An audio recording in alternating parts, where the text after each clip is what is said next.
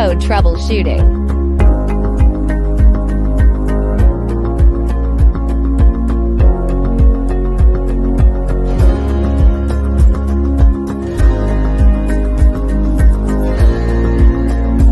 Using a screwdriver or power tool, unscrew the screws around the heatsink. Open the heatsink.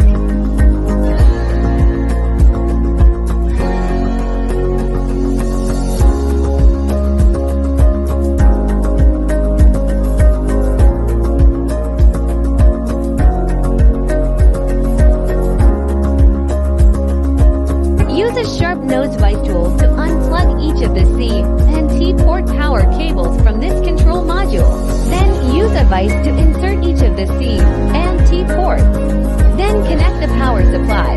Observe whether the compressor and fan can be started or not. If the compressor and fan start and run, this is evidence of a faulty control module. The module needs to be replaced. Please remove the control module and take a photo of the labeled side and send it to us to arrange for a replacement part to be mailed to you.